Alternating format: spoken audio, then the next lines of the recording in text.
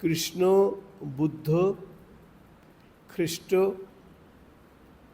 চৈতন্য, রামকৃষ্ণ এরা জীবনে একটি নিঃশ্বাসও নিজের জন্য গ্রহণ করেননি।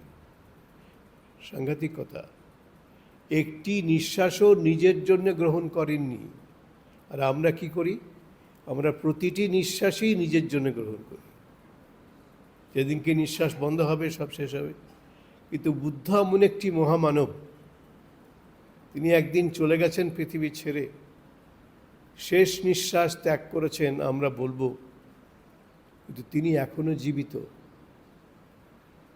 চিরকাল জীবিত থাকবেন। বুদ্ধের মৃত্যু নেই। যেমন কৃষ্ণের মৃত্যু নেই, তেমনি বুদ্ধের মৃত্যু নেই, তেমনি খ্রিস্টের মৃত্যু নেই, তেমনি চৈতন্যের মৃত্যু নেই, তেমনি রামকৃষ্ণের মৃত্যু নেই। শ্রীরামকৃষ্ণের একজন মহাজীবনীকার, পাশ্চাত্য দেশের, আপনারা আশা করি সবাই তার নাম জানেন। ফরাসি সাহিত্যিক, নোবেল পুরস্কার পেয়েছিলেন রবীন্দ্রনাথের অনেক পরে। রোমারোলা, তিনি বলছেন, জীবিত রামকৃষ্ণের থেকে মৃত রামকৃষ্ণ অনেক বেশি শক্তিশালী।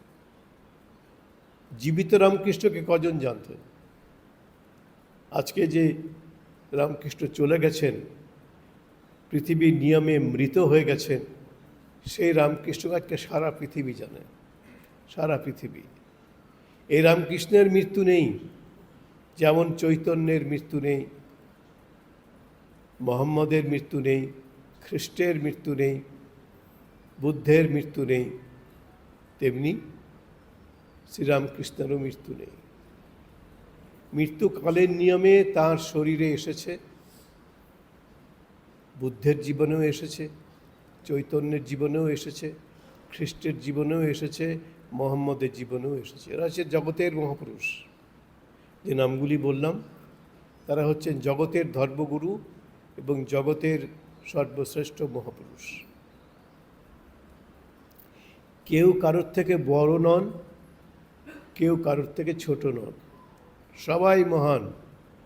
কৃষ্ণ, বুদ্ধ, খ্রিস্ট, মোহাম্মদ, চৈতন্য সবাই মৃত্যুহীন এক জীবন নিয়ে পৃথিবীতে এসেছিলেন।